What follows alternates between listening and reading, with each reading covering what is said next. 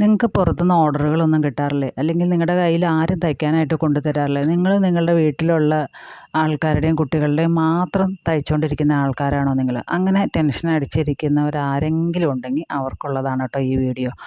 അപ്പോൾ നമുക്ക് പുറത്തുനിന്ന് ഓർഡേഴ്സ് കിട്ടാനും നമുക്കൊരുപാട് കസ്റ്റമേഴ്സിനെ നല്ല നല്ല കസ്റ്റമേഴ്സിനെ നമുക്ക് കിട്ടാനും നമുക്ക് കുറച്ച് കാര്യങ്ങളൊക്കെ ഒന്ന് നോക്കിക്കഴിഞ്ഞ് കഴിഞ്ഞാൽ തീർച്ചയായിട്ടും നമുക്ക് വീട്ടിലിരുന്നു കൊണ്ട് നല്ലൊരു വരുമാന മാർഗ്ഗം ഉണ്ടാക്കാൻ പറ്റും. ഒരു ഷോപ്പ് ഇടണമെന്നോ അല്ലെങ്കിൽ ബുട്ടീക്ക് പോലെ അങ്ങനെ തുടങ്ങണമെന്നോ ഒന്നും തന്നെ ഇല്ല. നമ്മുടെ വീട്ടിൽ നമ്മുടെ പരിമിതമായിട്ടുള്ള സാഹചര്യങ്ങളിൽ നിന്നുകൊണ്ട് തന്നെ നമുക്ക് നല്ല രീതിയിൽ വരുമാനം ഉണ്ടാക്കാൻ പറ്റും. അപ്പം ഞാൻ ഈ പറയുന്ന ഒരു 4-5 കാര്യങ്ങൾ നിങ്ങളൊന്ന് ശ്രദ്ധിച്ചു കഴിഞ്ഞാൽ തീർച്ചയായിട്ടും നിങ്ങൾക്കും ഒരുപാട് ഓർഡറുകൾ കിട്ടും കേട്ടോ. അപ്പോൾ അതെന്തൊക്കെയാണെന്ന് നമുക്കൊന്ന് നോക്കാം. ഒന്നാമത്തെ കാര്യം എന്ന് പറഞ്ഞാൽ നമ്മൾ ബോഡിയിൽ നിന്ന് മെഷർമെൻ്റ് എടുത്ത് ചെയ്യാനായിട്ട് പഠിക്കുക. അതായത് ഒരു വ്യക്തിയുടെ ബോഡിയിൽ നിന്ന് മെഷർമെൻ്റ് എടുത്ത് അതിനനുസരിച്ച് ലൂസൊക്കെ ഇട്ട് കറക്റ്റായിട്ട് സ്റ്റിച്ച് ചെയ്യുകയാണെങ്കിൽ ആ ഒരു ഔട്ട്ഫിറ്റ് എന്ന് പറഞ്ഞാൽ അയാൾക്ക് കറക്റ്റ് ഫിറ്റായിരിക്കും.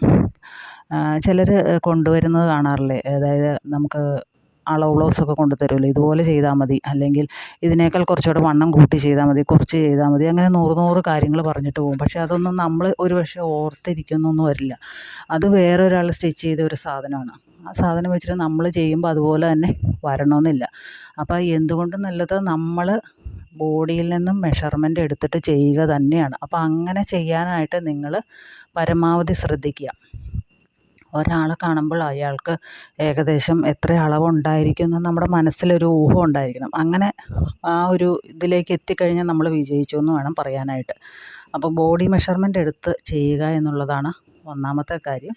അടുത്ത കാര്യം എന്ന് പറഞ്ഞാൽ നമ്മൾ കറക്റ്റ് സമയത്തിന് സാധനം കൊടുക്കുക. ഇപ്പം നമ്മൾ ഇന്ന് കൊടുക്കുക എന്ന് പറഞ്ഞ സാധനം ഇന്ന് തന്നെ കൊടുക്കുക. അവർ നമ്മളത് പ്രതീക്ഷിച്ചിട്ടാണ് ഇരിക്കുന്നത്. അപ്പോൾ ഒരു അത്യാവശ്യത്തിനായിരിക്കും ചിലപ്പോൾ തയ്ക്കാനായിട്ട് കൊണ്ടുതരുന്നത്. അപ്പം നമ്മൾ തരാമെന്ന് പറഞ്ഞുകൊണ്ട് മേടിച്ച് വെച്ചിട്ട് നമ്മുടേതായിട്ടുള്ള പേഴ്സണലായിട്ടുള്ള കാര്യങ്ങൾ എന്തെങ്കിലും കൊണ്ട് അത് മുടങ്ങി പോകുമ്പോൾ അവർക്ക് നമ്മളിലുള്ള വിശ്വാസമാണ് നഷ്ടമാകുന്നത്.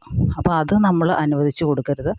കാരണം നമ്മളിലുള്ള വിശ്വാസമാണ് കസ്റ്റമേഴ്സിനെ നമ്മുടെ അടുത്തേക്ക് കൊണ്ടുവരുന്നത്. ഈ ചേച്ചിയുടെ അടുത്ത് കൊടുത്തു കഴിഞ്ഞാൽ ചേച്ചി കറക്റ്റ് സമയത്തിന് സ്റ്റിച്ച് ചെയ്ത് തരും, എന്തൊക്കെ പ്രതിസന്ധികളുണ്ടായാലും തയ്ച്ച് തരും എന്നുള്ള ഒരു ഉത്തമ വിശ്വാസം അവർക്കുണ്ടെങ്കിൽ അവരും അതുപോലെ തന്നെ അവരെ അറിയാവുന്ന ആൾക്കാരും നമ്മുടെ കയ്യിലേക്ക് കൊണ്ടുതരും. അപ്പോൾ അത് രണ്ടാമത്തെ കാര്യമാണ്. കറക്റ്റ് സമയത്തിന് നമ്മൾ ഡെലിവറി ചെയ്യാനായിട്ട് ശ്രദ്ധിക്കുക. നമുക്ക് പറ്റില്ല എന്നുണ്ടെങ്കിൽ നമ്മൾ പറ്റില്ല എന്ന് തന്നെ പറയണം. അതായത് ഇപ്പോൾ ഇന്ന് കൊണ്ടുവന്നിട്ട് ഉച്ചയാകുമ്പോഴേക്കും തയ്ച്ച് തന്നെ കല്യാണത്തിന് ഇടാനെന്നൊക്കെ പറഞ്ഞാൽ അത് നമുക്കൊരു പക്ഷേ സാധിക്കുന്ന കാര്യമായിരിക്കില്ല. അങ്ങനെയാണെങ്കിൽ നമ്മളത് പറയുക, പറ്റില്ല, നിങ്ങൾ വേറെ എവിടെയെങ്കിലും കൊടുത്ത് സ്റ്റിച്ച് ചെയ്യിപ്പിച്ചോളൂ എന്ന് പറയണം. അങ്ങനെയാകുമ്പോൾ പിന്നെ അവർക്ക് കറക്റ്റ് സമയത്തിന് കിട്ടുമല്ലോ. പക്ഷെ നമുക്ക് വേറെ വർക്കുകളും കാര്യങ്ങളും ഒക്കെ ഉണ്ടെന്നുണ്ടെങ്കിൽ നമുക്ക് ഒരു പക്ഷേ അത് ചെയ്ത് കൊടുക്കാനായിട്ട് സാധിക്കില്ല. അപ്പോൾ പൈസ കിട്ടുമല്ലോ എന്നുള്ള ആ ഒരു ഇതിൻ്റെ പേരിൽ നമ്മളത് മേടിച്ച് വെച്ച് കഴിഞ്ഞാൽ നമ്മളിലുള്ളവർക്ക് ആ ഒരു വിശ്വാസമാണ് നഷ്ടപ്പെടുന്നത്. അപ്പോൾ അത് ഉണ്ടാകാതെ ഇരിക്കാനായിട്ട് പ്രത്യേകം ശ്രദ്ധിക്കുക. പിന്നെ മെയിനായിട്ടുള്ളൊരു കാര്യം എന്ന് പറഞ്ഞാൽ നമ്മൾ ചെയ്യുന്ന വർക്കുകളൊക്കെ ഉണ്ടല്ലോ, ഇപ്പോൾ ചുരിദാറായാലും എന്തായാലും നമ്മൾ ചെയ്യുന്ന വർക്കുകൾ ഒരു ഫോട്ടോ എടുത്ത് സൂക്ഷിക്കുക. അതൊരു പക്ഷേ നമ്മുടെ ഗാലറിയിലൊക്കെ സൂക്ഷിച്ച് കഴിഞ്ഞാൽ നമ്മുടെ ഫോണൊക്കെ കേടാവുമ്പോഴോ അല്ലെങ്കിൽ എന്തെങ്കിലും കാരണവശാൽ ചിലപ്പോൾ അതിൽ നിന്ന് ഡിലീറ്റായി പോയെന്ന് വരും. പക്ഷേ നമ്മളത് ഇൻസ്റ്റാഗ്രാമിലോ അതുപോലെ തന്നെ യൂട്യൂബിലോ ഒക്കെ ഷോർട്സായിട്ടോ റീൽസായിട്ടൊക്കെ പോസ്റ്റ് ചെയ്യുകയാണെങ്കിൽ അത് എത്ര കാലം കഴിഞ്ഞാലും നമുക്കത് കാണാനായിട്ട് സാധിക്കും. അതുകൊണ്ട് അങ്ങനെ ഒരു ഗുണമുണ്ട്. നമ്മളിപ്പോൾ അതിൽ നിന്ന് വലിയ വരുമാനമൊന്നും പ്രതീക്ഷിച്ചിട്ട് ചെയ്യേണ്ട.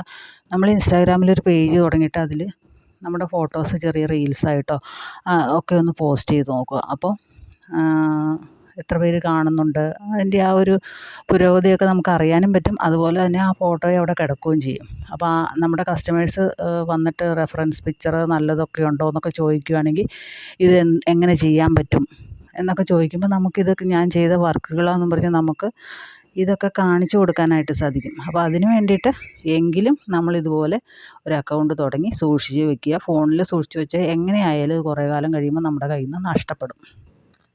അപ്പോൾ ഫോട്ടോ സേവ് ചെയ്ത് വെക്കാനായിട്ട് പ്രത്യേകം ശ്രദ്ധിക്കുക. പിന്നെ നാലാമത്തെ കാര്യം എന്ന് പറഞ്ഞാൽ നമ്മൾ ഒരു സാധനം തയ്ച്ച് കൊടുത്തു കഴിഞ്ഞിട്ട് അയാളോട് വന്ന് മേടിച്ചുകൊണ്ട് പോകാൻ പറയുമ്പോൾ അത് ഇട്ട് നോക്കിയിട്ട് കൊടുക്കാനായിട്ട് ശ്രദ്ധിക്കുക.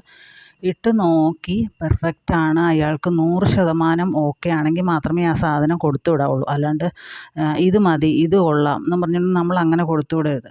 അയാൾക്ക് എന്തെങ്കിലും റിക്വയർമെൻറ്റ്സ് ഉണ്ടെങ്കിൽ, അല്ലെങ്കിൽ കൈ കുറയ്ക്കണോ, വണ്ണം കുറയ്ക്കണോ, കൂട്ടണോ, എന്താണെന്ന് നമ്മൾ ചോദിച്ച് മനസ്സിലാക്കി നമുക്കത് ഇട്ട് കഴിയുമ്പോൾ, അയാളത് ഇട്ട് കഴിയുമ്പോൾ നമുക്ക് തന്നെ അറിയാൻ പറ്റില്ല അതിൻ്റെ അപാകത എന്തെന്ന്.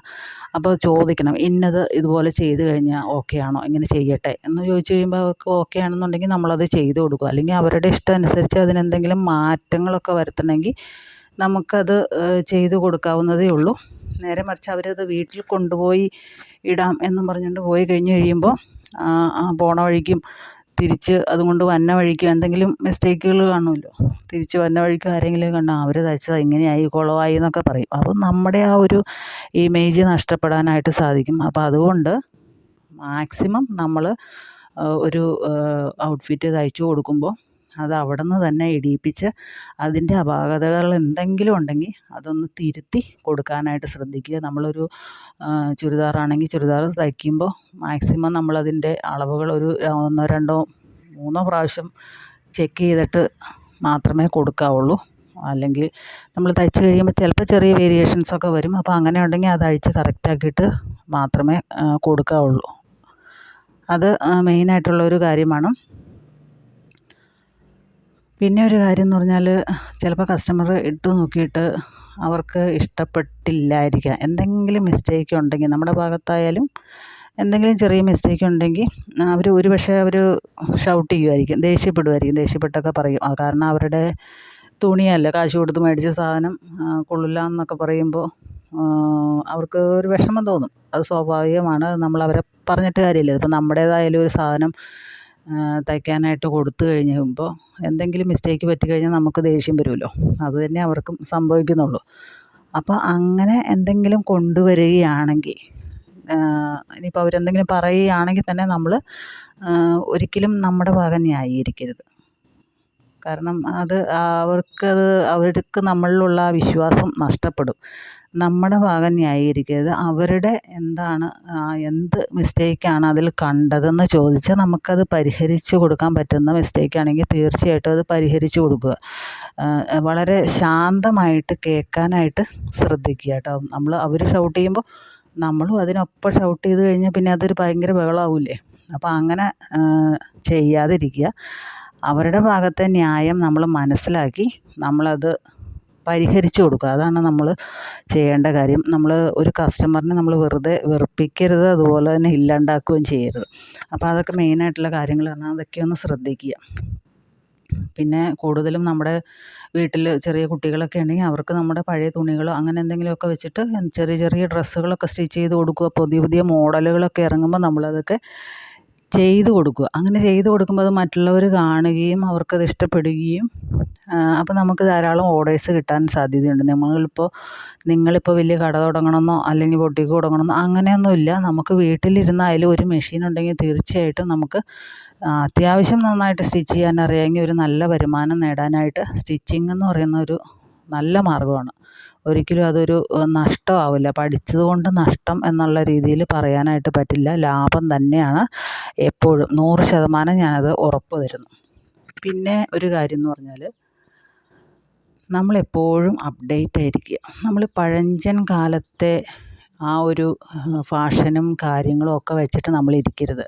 നമ്മളെപ്പോഴും അപ്ഡേറ്റ് ആയിരിക്കുക. ഇപ്പോൾ ഈ പറഞ്ഞ ഇൻസ്റ്റാഗ്രാമും അതും ഇതും അതുപോലെ തന്നെ വാട്സപ്പും എല്ലാത്തിലും പുതിയ പുതിയ മോഡലുകൾ കാണുമല്ലോ. ആ മോഡലുകൾ കാണുമ്പോൾ അതൊക്കെ ഒന്ന് പരീക്ഷിച്ച് നോക്കാനായിട്ട് നമ്മൾ ശ്രമിക്കുക. നമുക്ക് പറ്റും. കാരണം നമ്മൾ തയ്ക്കാൻ അറിയാവുന്ന ആളാണെങ്കിൽ നമുക്കതൊന്ന് കാണുമ്പോൾ ഏകദേശം എങ്ങനെയാണ് എന്നുള്ളത് മനസ്സിലാവും. പിന്നെ യൂട്യൂബിലൊക്കെ തപ്പിക്കഴിഞ്ഞാൽ അതിൻ്റെ വീഡിയോസൊക്കെ നമുക്ക് കാണാനായിട്ട് സാധിക്കും. അപ്പോൾ അതൊക്കെ ഒന്ന് ചെയ്ത് പഠിക്കാനായിട്ട് നോക്കുക. ഡയറക്റ്റ് നമ്മൾ കസ്റ്റമേഴ്സിൻ്റെ തുണിയിലേക്ക് ചെയ്ത് കുളമാക്കാതെ നമ്മൾ എന്ത് ചെയ്യുക, അതൊക്കെ ഒന്ന് പഴയ തുണിയൊക്കെ ഉണ്ടെങ്കിൽ ഒന്ന് വെട്ടി ഒന്ന് പഠിച്ചെടുക്കുക. എന്നിട്ട് അതുപോലെയുള്ളൊരു കുർത്തിയൊക്കെ സ്റ്റിച്ച് ചെയ്ത് ഇട്ടുകൊണ്ടിരിക്കുക. വീട്ടിലെപ്പോഴും ഈ പഴഞ്ചൻ നൈറ്റി ഇട്ടുകൊണ്ടിരിക്കണമെന്നില്ലല്ലോ. നമുക്ക് നല്ല നല്ല ഡ്രസ്സുകളൊക്കെ തുണിയൊക്കെ ഉണ്ടെങ്കിൽ അതിൻ്റെ പുതിയ മോഡലുകളൊക്കെ ഒക്കെ ഉണ്ടെങ്കിൽ സ്റ്റിച്ച് ചെയ്ത് പുറത്തേക്ക് പോകുമ്പോഴൊക്കെ ഒന്ന് ഇട്ടുകൊണ്ടൊക്കെ പോവുക. അപ്പോൾ ആൾക്കാർ കാണുമ്പോൾ നമ്മൾ സ്റ്റിച്ച് ചെയ്യുന്ന ആളാണെന്നറിയാം. അപ്പോൾ തീർച്ചയായിട്ടും നമ്മൾ സ്റ്റിച്ച് ചെയ്തതായിരിക്കും എന്ന് അവർ കരുതും. അങ്ങനെ ചോദിക്കുമ്പോൾ പറയും നിങ്ങൾക്ക് വേണമെങ്കിൽ ചെയ്തു തരാം എന്ന് പറയണം. അപ്പം അങ്ങനെയൊക്കെയാണ് കസ്റ്റമേഴ്സ് നമുക്ക് വരുന്നത്. അപ്പം ഇപ്പോൾ നമ്മൾക്ക് ഒരാൾ കൊണ്ട് തന്നു എന്ന് വിചാരിക്കുക, നമ്മളിതിൻ്റെ മാക്സിമം ചെയ്തു കൊടുക്കുക. നമുക്ക് പറ്റാവുന്നതിൻ്റെ മാക്സിമം വൃത്തിയായിട്ട് നമ്മൾ ചെയ്തു കൊടുക്കുകയാണെങ്കിൽ അയാൾ പോയി അടുത്തയാളെ കൊണ്ടുവരും. അത് കണ്ടറിഞ്ഞിട്ട് വേറെ ഒരാൾ വരും. അങ്ങനെയാണ് കസ്റ്റമേഴ്സ് വന്നുകൊണ്ടിരിക്കുന്നത്. അതുപോലെ തന്നെ നമ്മൾ ചെയ്യുന്ന കാര്യങ്ങളൊക്കെ നമ്മൾ സോഷ്യൽ മീഡിയയിലൊക്കെ പോസ്റ്റ് ചെയ്യുക. മാക്സിമം നമുക്ക് എന്തൊക്കെയാണ് അതുകൊണ്ട് ചെയ്യാൻ പറ്റുന്നു, സോഷ്യൽ മീഡിയ കൊണ്ട് എന്തെല്ലാം ഉപകാരങ്ങളുണ്ട് അതൊക്കെ നമ്മൾ ചെയ്യുക. അങ്ങനെയാണെങ്കിൽ ഒരുപാട് കസ്റ്റമേഴ്സ് നിങ്ങളെ തേടി വരും. നമുക്ക് ജീവിക്കാൻ നമ്മുടെ ആവശ്യങ്ങൾക്കുള്ള പൈസ ഉണ്ടാക്കാനായിട്ട് തീർച്ചയായിട്ടും ഈ സ്റ്റിച്ചിങ്ങിലൂടെ നമുക്ക് സാധിക്കും. അപ്പോൾ എല്ലാവർക്കും അതിന് സാധിക്കട്ടെ. നിങ്ങൾ ഒരു കഴിവും ഇല്ല എന്നും പറഞ്ഞ് വീട്ടിലിരിക്കരുത്. നമുക്ക് പറ്റുന്നത് എന്താണോ നമ്മളത് ചെയ്യുക. നമ്മളൊരു കാര്യം പഠിക്കണം എന്ന് വിചാരിച്ചാൽ നമുക്കത് ഏത് വിധേനയും പഠിക്കാൻ പറ്റും. ഇപ്പോൾ യൂട്യൂബിൽ നോക്കി പഠിക്കാൻ പറ്റും. ചിലർ പറയാറുണ്ട് എനിക്ക് യൂട്യൂബിൽ നോക്കിയിട്ട് ഒന്നും മനസ്സിലാവുന്നില്ല എന്ന് പറയുന്നുണ്ട്. അത് നമുക്ക് അതിനോടുള്ള ആ ഒരു ഇൻട്രസ്റ്റ് കുറവായിട്ടാണ്. നമുക്ക് നല്ല താല്പര്യമുണ്ട്, നമുക്കത് ചെയ്യണം എന്ന് അതിയായ ആഗ്രഹം ഉണ്ടെങ്കിൽ നമ്മളത് എവിടെയെങ്കിലും നോക്കി എങ്ങനെയെങ്കിലും അത് പഠിച്ചെടുത്തിരിക്കും. ഒന്നുമില്ലെങ്കിൽ ഒരു പഴയ ചുരിദാർ അഴിച്ചെടുത്തിട്ട് അതിൻ്റെ മുകളിൽ വെച്ച് സ്റ്റിച്ച് ചെയ്ത് പഠിച്ചിരിക്കും. അങ്ങനെയൊക്കെയാണ് കൂടുതൽ പേരും യൂട്യൂബിലൊക്കെ പറയാറില്ലേ, ഞാൻ സ്റ്റിച്ചിങ് പഠിച്ചിട്ടില്ല, എന്നിട്ട് എന്ത് ഭംഗിയായിട്ട് നല്ല അടിപൊളിയായിട്ട് സ്റ്റിച്ച് ചെയ്ത് കൊടുക്കുന്നു. അപ്പോൾ അതൊക്കെ വെച്ച് നോക്കുമ്പോൾ നമുക്ക് ഇന്നത്തെ കാലത്ത് എന്തെങ്കിലും കാര്യങ്ങൾ പഠിക്കണതിന് ഒരു ബുദ്ധിമുട്ടുമില്ല. വളരെ എളുപ്പത്തിൽ നമുക്ക് പഠിച്ചെടുക്കാനായിട്ട് സാധിക്കും. എന്ത് കാര്യം നമുക്ക് വേണോ അത് നമുക്ക് യൂട്യൂബിൽ നിന്ന് കിട്ടും. അപ്പോൾ അതൊക്കെ നമ്മൾ കൂടുതൽ പ്രയോജനപ്പെടുത്തുക. അല്ലാണ്ട് എനിക്കാരും വരുന്നില്ല, എനിക്കാരും സ്റ്റിച്ച് ചെയ്യാൻ കൊണ്ട് തരുന്നില്ല എന്നൊക്കെ പറഞ്ഞുകൊണ്ട് നമ്മൾ മിണ്ടാതെ ഇരിക്കരുത്. നമ്മൾ പറയുക ഞാൻ ചെയ്യും, ഞാൻ ഇന്ന കാര്യങ്ങളൊക്കെ ചെയ്യും, നിങ്ങൾക്ക് എന്തെങ്കിലും ഉണ്ടെങ്കിൽ തന്നു കഴിഞ്ഞാൽ ഞാൻ ചെയ്തു തരാം എന്ന് നമ്മൾ വാ തുറന്ന് തന്നെ പറയണം. എന്നാലാണ് നമുക്ക് എന്തെങ്കിലും കിട്ടുകയുള്ളൂ. അപ്പോൾ അതുപോലെ തന്നെ നമ്മൾ ചെയ്യുന്ന വർക്കുകൾ നല്ല പെർഫെക്റ്റായിട്ട് ചെയ്തു കൊടുക്കാനായിട്ട് ശ്രദ്ധിക്കുക. അപ്പോൾ അത് കണ്ടറിഞ്ഞ് ആൾക്കാർ നിങ്ങൾക്ക് കൊണ്ടുതരും. നിങ്ങൾ തന്നെ ശ്രദ്ധിച്ചിട്ടില്ലേ, പഴയ നമ്മുടെ വീട്ടിൻ്റെ അടുത്തൊക്കെയുള്ള സ്റ്റിച്ചിങ് സെൻറ്ററിലൊക്കെ ഇരിക്കുന്ന ആൾക്കാർ, ചില ആൾക്കാർ ഇഷ്ടപ്പെട്ട് കഴിഞ്ഞാൽ, അതായത് ആ ടൈലേഴ്സിനെ ഇഷ്ടപ്പെട്ട് കഴിഞ്ഞാൽ പിന്നെ അവരുടെ അടുത്ത് മാത്രമേ കൊടുക്കുള്ളൂ. അങ്ങനെയുള്ളവരെ കണ്ടിട്ടില്ലേ. അപ്പോൾ അത്രയേ ഉള്ളൂ കാര്യങ്ങൾ. അപ്പോൾ പുതിയ വീഡിയോയുമായിട്ട് വീണ്ടും കാണാം.